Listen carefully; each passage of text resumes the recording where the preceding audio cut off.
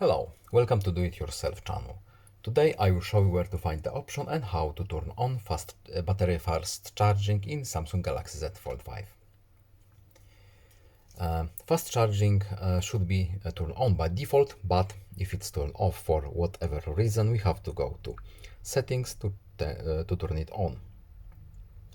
Settings, then battery and device care, and here when we tap battery, here is a little hidden menu, and we have more battery settings.